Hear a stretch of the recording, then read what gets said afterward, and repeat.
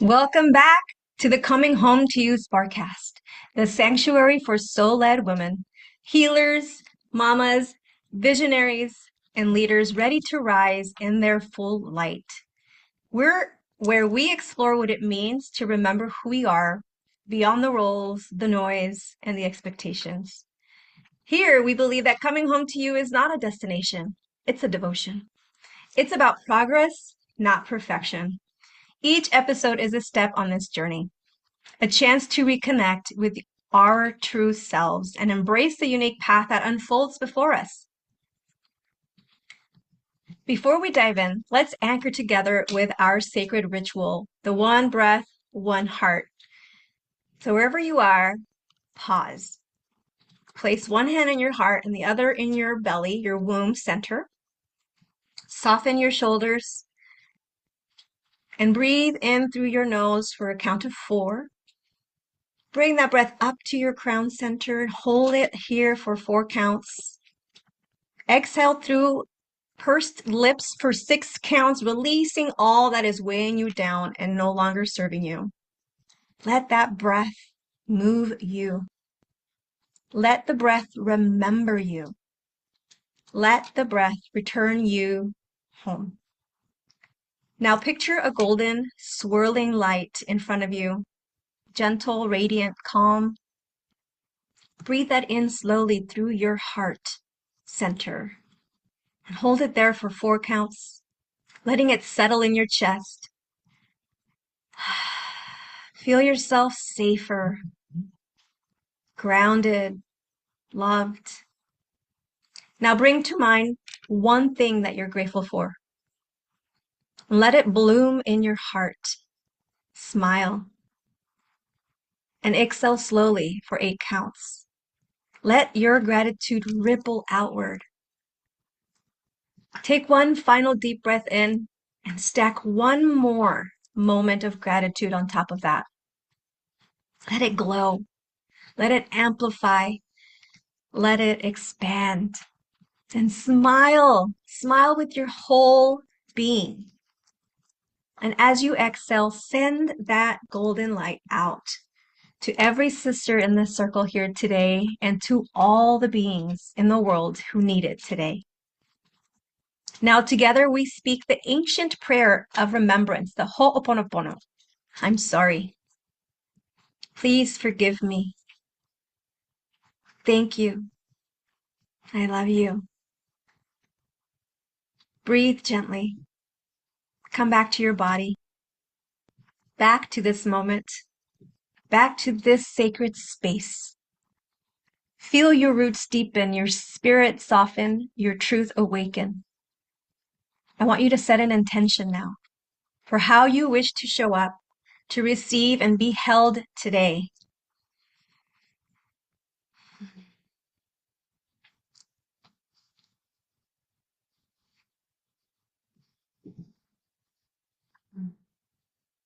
And now, with one breath and one heart, we may begin. Now that we're here together, let me introduce you the extraordinary woman joining us today, Brandy Saffron. She is a certified life coach, astrologer, and yoga therapist, a deeply nurturing, intuitive, and powerful guide.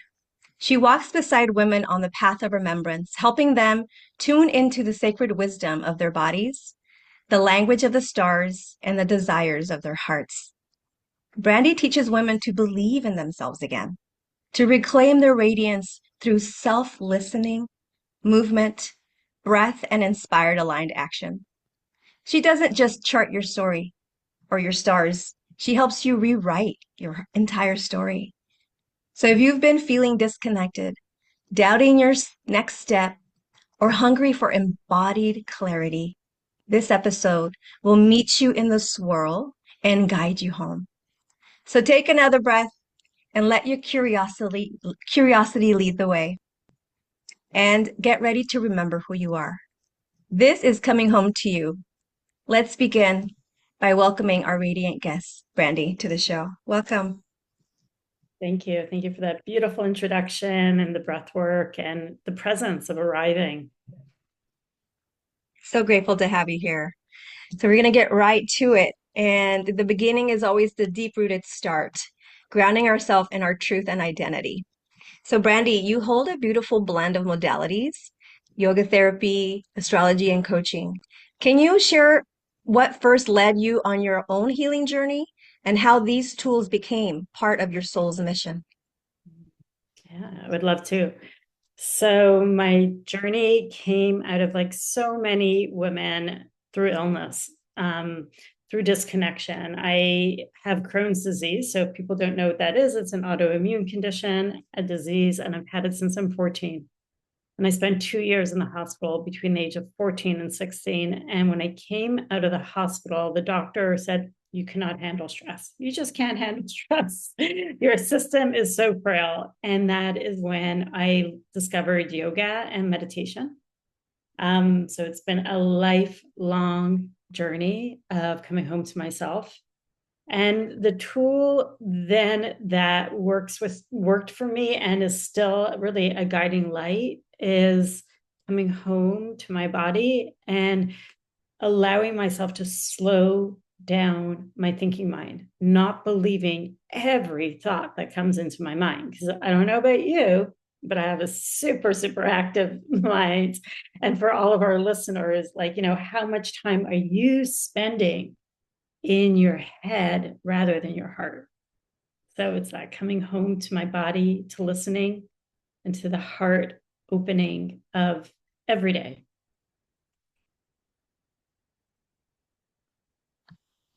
That's incredible. I love that you share that so vulnerably. I think a lot of times we get stuck in just sharing our truth. So thank you for sharing that. So tell us, go a little deeper. Like, what was that defining moment when yoga really was where you found yourself, being in your body?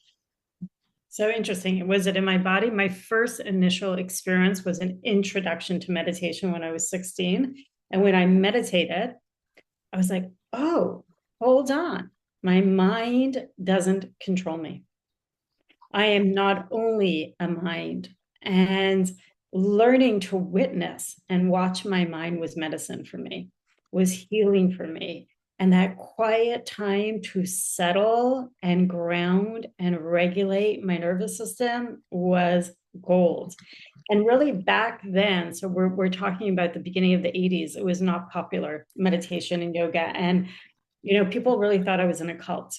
My parents are like, "She's in a cult. She's like sitting on the floor, lights closed." This is really way before yoga and meditation were popular. And I was like, maybe I'm in a cult, but it's working for me.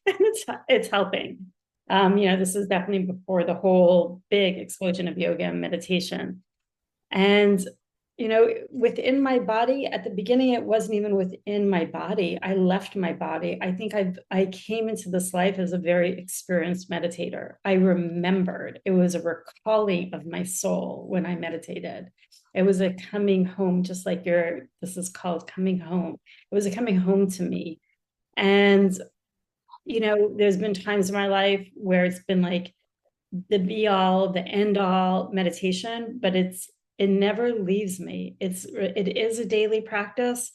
It's a daily practice to close my eyes, to go within and to slow down because I'm very speedy. I'm fire. I'm a lot of fire and a lot of passion. So learning to go slow and learning to tune in to my body is really my practice. And I do everything and have done everything in my power to cultivate a life that I am grounded and regulated so I could show up for myself and others in my highest. Mm. And in a day when it's so busy, right? When we get stuck in the noise and in the expectations and the rules, why is it so important for us to really slow down and tune into our bodies? Because we only have one body in this lifetime. We only have one. We are given one body, right? And if we're in the speed, which we are, and some people are doing incredible things, and there is that speed, right? But there also gets to be a check-in with self. so that we know what's going on within our physical body as well. Like if your heart is always racing fast and you're always on that adrenaline, then you're just constantly in a stress mode. So learning to down regulate so that our body could heal, because our body does not heal in stress mode. Our body only heals when it's regulated. If we are not sleeping well, then that really affects our health. If you're always pedal to the metal in your life, then you are also disconnected really from your own internal messages of self. So knowing oneself is the beginning of this practice, learning to listen to the aches, to the pains, to the knots within yourself. Why is this here? How am I actually contributing to this in my life? And is it serving me? Mm. Yes, exactly. Tuning into the body's wisdom. She knows. Um, yes, so there were so many of us that are taught as women to disconnect from our bodies, especially in times of stress and trauma. So was there a moment in your life where coming back to your body changed everything for you? I know you There shared about the meditation, but was there another? So no, there's a moment every day. I can't say that there isn't a moment every single day where I really come home. So, being very, very sick with a very sick body and having a disease. So autoimmune conditions, they're there for life, right? So I've been in and out of hospitals, many, many visits. And um, for me, like I said, coming home, it's a daily practice. It's a daily practice of lying down, putting my hands on my tummy, and just breathing and connecting to myself. So, yes, there's been many moments, even when I'm in the hospital and sick at times, I'm still doing my yoga. It's like it brings me back home to myself. It's just like, okay, this was awful. Now, how do I come back home? I'll get back into my body, do some simple stretches, some simple movement to remember who I am. And that's powerful. Um, And it's simple, really, right? But it is a devotional practice. And I think we get stuck on, well, it didn't work for me. And we try it once. And we were like, well, we only tried it once. So it really, I love that you're saying, what I hear you saying is everywhere you go, it is a devotion that you have for yourself because it is very noisy out there in the world and we can easily fall back in the drift of mediocrity or the stress. And so I love that you're presencing that it is a constant, that is an everyday, that it's in every moment. So thank you for sharing that with us. And we all carry with us sacred tools to keep us grounded in our faith and in our wellness and in our inner resilience. So, what are some of your favorite daily practices that help you stay grounded, aligned, and tuned into your body, both body and the cosmos? And how do you recommend women begin building a relationship with their own inner wisdom? I love that. What a beautiful question. Inner wisdom. So, one of the tools that I practice on a daily is also astrology. I'm super, super passionate in supporting women to understand their own natal chart and their gifts and their promise, their natal promise. So, we all have our own unique astrology chart that is like a snapshot of the sky the moment that we were born. And there's a lot of amazing tools in there, and the sky is always moving. So the moon is really a tool that I support women with regarding inner wisdom and how to nourish ourselves. The moon is the energy of mother. The moon is the energy of love and nourishment. And it's always present in the sky. So once we can understand how does the moon affect us, what moon am I personally? Like, what is your zodiac sign of your moon? What phase were you born under? And how could you use that rhythm of the cycle? Because it moves so quick. Every month we have a new moon. How do we use that phase to nourish ourselves, to grow in intention, to be held, to be supported? And how is maybe you're having a really, really off day. Today's a really off day. And I support by women to really understand like what is going on in the sky, how it's affecting you, and then taking tools of action on how to regulate ourselves. So knowing what's coming up, knowing what cycle we're in, what cycles we've been in a better way to understand ourselves So I support women in that and in believing in themselves. So many times I see women just give up on themselves, give up on their vision, give up on their dream, sacrifice themselves for others is definitely, putting themselves at the bottom of the list. So learning their worth, learning that they are worthy of love and nourishment. And the moon is a tool for love and nourishment. I love that. And I see that there's so much power in getting to know a little bit of your blueprint, what it sounds like. It's like what you were born here with already, like a blueprint of your tendencies, your loves, your passions, how you show up when you're in distress. There's so much power in finding out. I learned that I was born in the the day after the full moon. So there's that the waning something moon. Yeah. Yeah, the gibbous or something. I forget what it's called. And then I looked into that and I learned so much more about me, and it just made sense, and it gave me a chance to have some grace with myself. So there is power in that. Um, how else do you see that really supporting women in understanding? Because I heard you say that we put ourselves last most of the time, and we self-sacrifice, and we give up on ourselves because we feel we're not worthy. So how does knowing your moon or learning your blueprint really embody the worth? How does that really work for women coming home to themselves? Because within our blueprint, we could really see what is our purpose. One, sun, what is our purpose? Moon, how do we feed ourselves, nourish ourselves? In our chart, there's also the lunar nodes, or is like, what is our soul here to evolve into? So we could look at, okay, where am I falling back in old ways, old patterns? That's all written in the stars.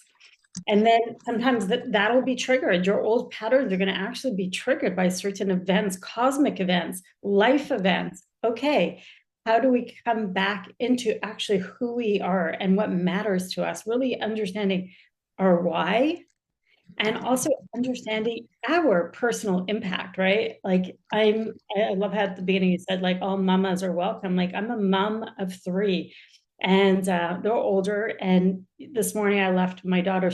We're heading into the Leo season today. It is the first day of Leo season. Heart, courage, leadership, boldness, play, and she's a Leo moon. So I'm just like, hey, Leo moon day, Leo season, and just giving her some insight on how this time affects her, liberates her, gives her a sense of where she's focusing. This is where her focus is. And it's so supportive knowing where and how the cosmos is supporting us in this month, and where we get to shine, or sometimes where we get to actually dig deep. So really, it's so personal. And there's so much wisdom in knowing oneself. Mm, I love that you support your children in that way.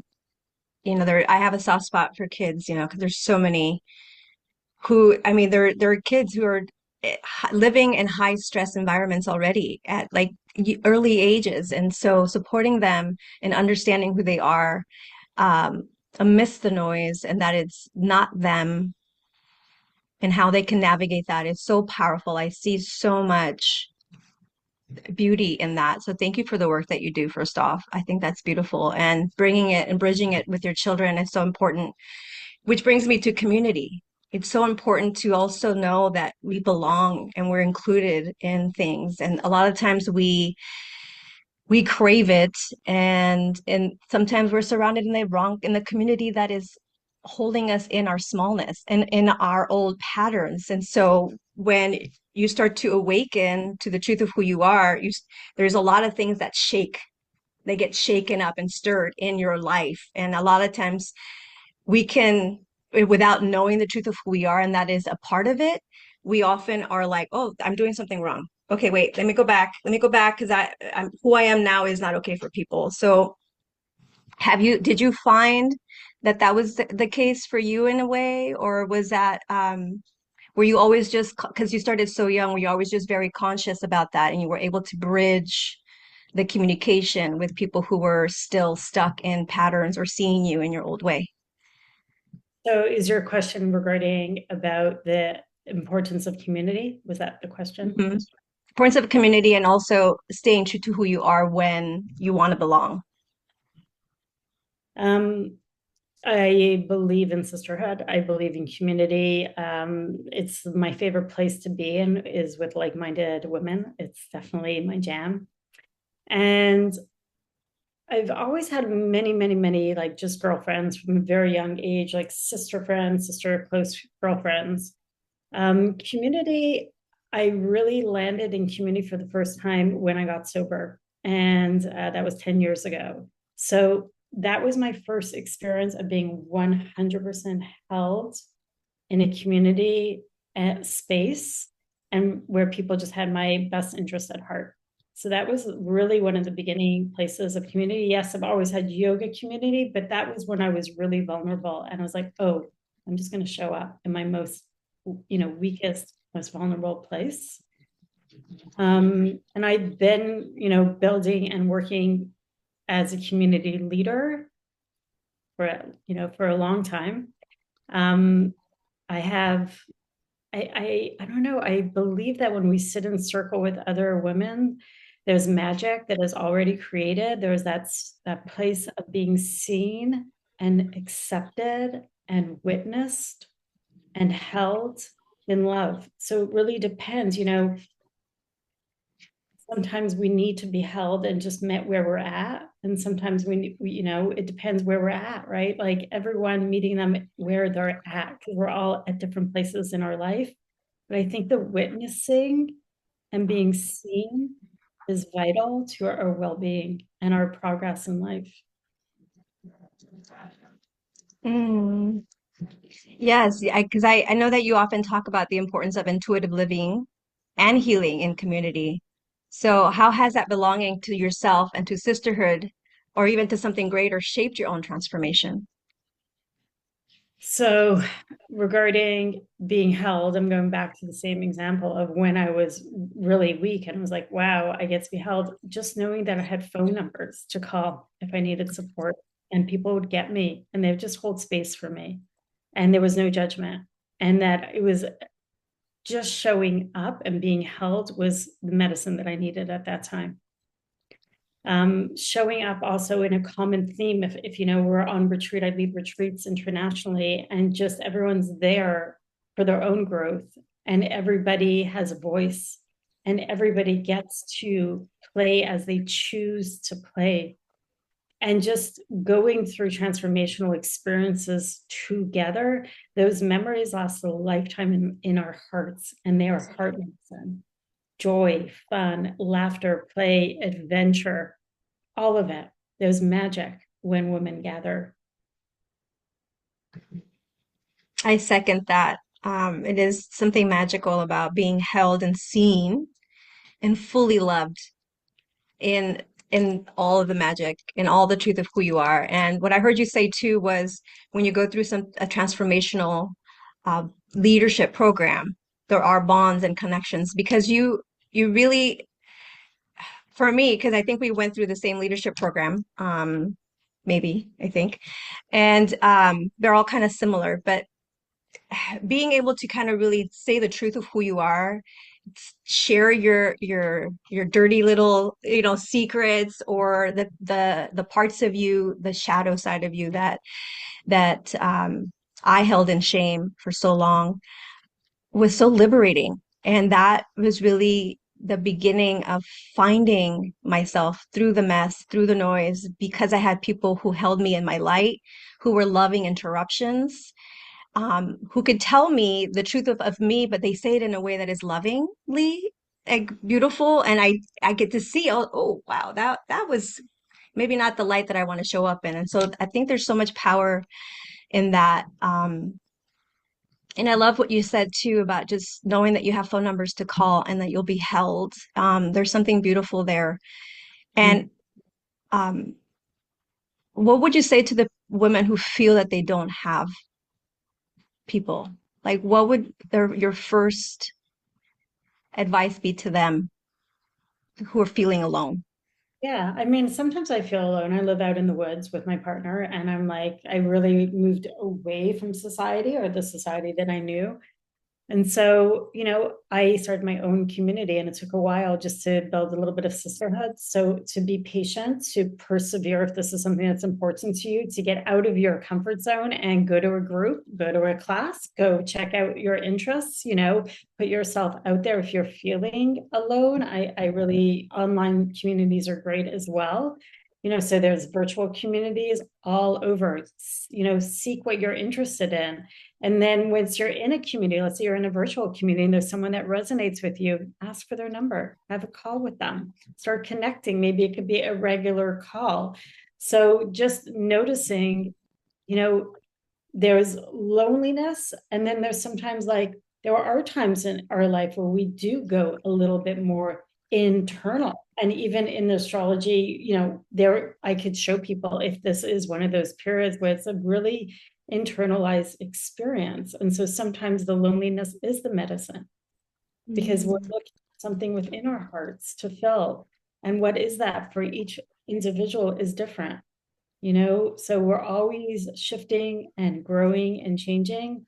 And I also want to circle back to, there are times in circle work, in the work that I do and healing journey work that I do, deep dive trauma work, where there is a lot of darkness, there is a lot of shadow, there is a lot of things that we get to release, and there's nothing wrong with that. Within each of us there is darkness, not only light, there is darkness, and learning to understand that's okay and let it out rather than, being a safe witness and a safe space holder is definitely the magical work of working with a mentor or a coach.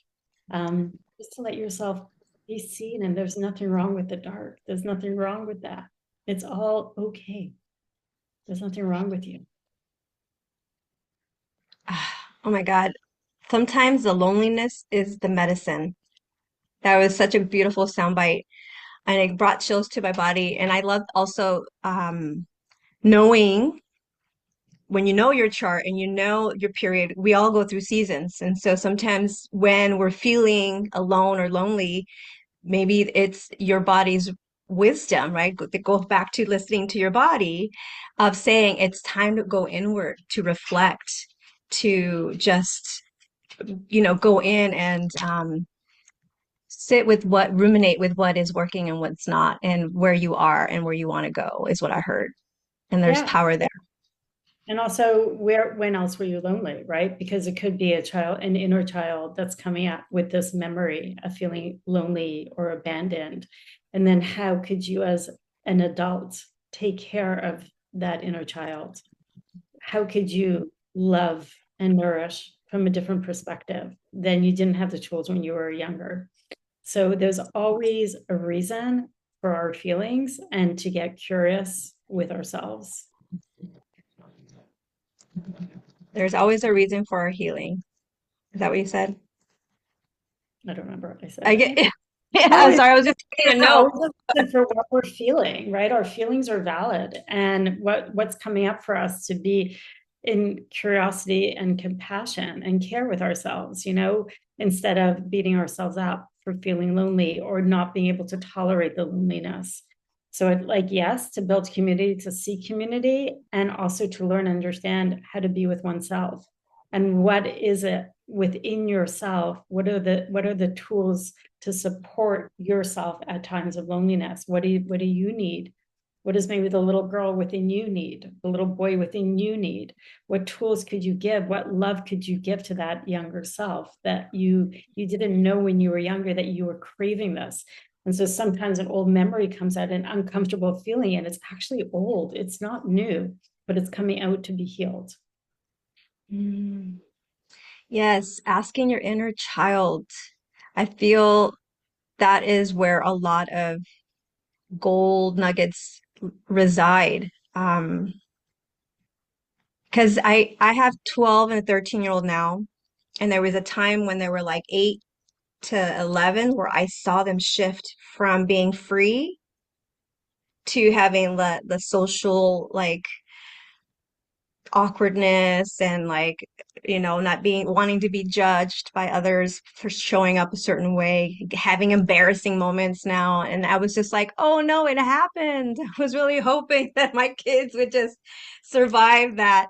Um, yeah, and I think a lot of the times it is kind of that inner child just asking for her to be seen, held, loved, nourished, paid attention, and just given permission to be free again. And there's Yeah. power to that, And to that inner quiet. child.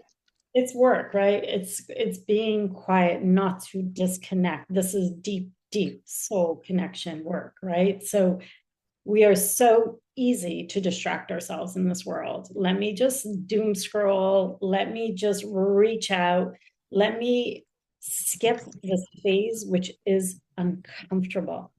But within that discomfort lies healing. So how could we learn how to tolerate it? So yes, that's why we work with coaches. That's why, we seek someone for that additional support, because sometimes we need someone to witness us so that we feel safe and that we could start expressing some of the things within ourselves, and not made wrong. There's nothing wrong. The healing work is up and down and up, and we're constantly pulling out layers of ourselves so that we could shine brighter. And at times we get to go deep into the darkness, and this is the cycle. And just like the moon, sometimes she's in her full luminosity, and then at a new moon like we have this week on Thursday, July 24th, or the Leo new moon, it's darkness. Today we're in Cancer moon. It is balsamic. It's going inwards to reset before the new begins again. So the moon's always teaching us cyclical living, where you don't work in a linear way. We're always evolving. Hmm. Cyclical, yes. There are so many stuck in what's right and wrong. And I heard you say there is nothing wrong in your healing or in your journey. So thank you for saying that. That gave me, when I learned how to be curious without judgment, without making something right or wrong, it really allowed for there to be um, the truth of just what is. And there was so much magic there that really allowed for healing to take place. So thank you for sharing that. And there's so many women out there still feeling the calling to come home to themselves, but are feeling like they're doing it wrong or not getting it right, or maybe being impatient with themselves, which was just all stuff that you shared here today. So if you could speak directly to the woman who feels lost, disconnected, or unsure if she can even trust her path, what would you want her to know right now? That she's not alone, that we all feel that. She is not alone. And even me, who I've been doing this work for many, many, many lifetimes, those days where I don't feel enough, where I don't think I'm doing it right. And imperfection is the way. Getting it wrong is the journey. And keeping on the path of what it is that you desire for yourself, if it's freedom, if it's love, if it's light, that is where you're heading. But along the way, speck bumps and potholes. And some days are beautiful and some days are rougher. And this is life. It is the journey. There's no perfection. I love perfection. My chart, I am a Virgo off the charts. Perfectionism is my jam, and it doesn't exist. And it really doesn't exist. So learning again and again, okay, there's room for error. There is room for, yes, always, getting better and learning to accept oneself. I think that this is a journey and there's no final destination. It's never over. There's no final, but yes, on the path, seek someone that inspires you. Seek somebody that could hold space for you. Seek someone that could love you when you don't know how to love yourself. Seek someone to be rooted in the work, who's doing the work, who is authentically showing up and has the medicine that you seek. And that makes you feel good and makes you feel loved. Hmm. There's so many good things you said there, but the one thing that stood out the most for me, 'cause it's something I get to hear, was seek someone that loves you when you're not loving yourself, or when you're less likely to be lovable. And that is that sisterhood, I think, that you were talking about. That is that group of people who go through this journey. And I loved how you also presence to make sure that these people are doing the work themselves, that they're walking the walk and talking the talk. And I had somebody on the show who says that she doesn't trust coaches who don't have coaches. And I think that's kind of what you're saying here, is that making sure that when you're reaching out for your tribe, that these people are seeing you in your light, who are going to hold you high when you're not feeling your best, and who are going to um, just love you and be there regardless. So that's beautiful. Brandee, thank you so much for being here. As this call is coming to a close, I want other people to find out how to connect with you. So, what are you currently offering or creating that listeners can explore, and how can they connect with you after this conversation? Fantastic. So, thank you for having me. First of all, it's been a lovely conversation. And thank you for listening, for all those that are listening. I have an astrology membership where I'm very present and we do monthly workshops. So it's called Embodied Wisdom, and I'll drop a link so that you could check that offer out. I do astrology readings. So if you haven't ever had your chart read, I definitely recommend that. My next retreats are in September and October. So I teach 3 to 4 day retreats, one in September, one in October. In October, there's one spot left. And then in the wintertime, I'll also teach about a week-long retreats. So those are ways that you could connect with me. I'm on Instagram at brandy.saffron, and also have a YouTube channel as well, Body and Mind with Brandee. A lot of beautiful offerings. Thank you so much. What an honor it was to have you here on the show today. Um, and just like that, our conversation came to an end. Thank you so much, Brandee, for your beautiful wisdom. If your soul softened, if your breath slowed just a little more, if you heard your own inner child whisper back through Randy's words, then this was your moment of remembrance. You are not just your mind. You are a galaxy of wisdom wrapped in stardust and bone. And every time you choose to slow down, to feel, to listen, you are coming home. Home to your body's quiet wisdom. Home to the cycles that teach and hold you. Home to the parts of you that were never broken, only waiting.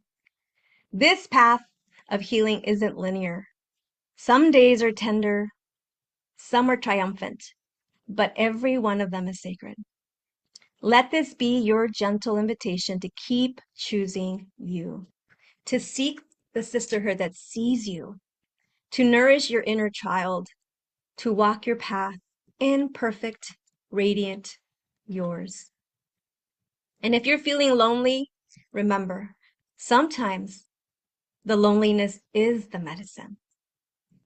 So breathe, be still, and stay in devotion to your becoming. If this conversation stirs something within you, or if your heart cracked open just a little more, if you felt seen, heard, or simply not alone, please share this and subscribe to our channel. It helps to bring this content to more viewers on the precipice of coming home to themselves. Remember, you're exactly where you're meant to be. Until next time, sisters, keep shining, keep rising, and keep coming home, because you matter and you are enough exactly as you are. I am Margarita Rose, your host for this Sparkcast. Until next time, be kind to yourself and others. Lead from love and choose joy. Keep shining your light. You are enough.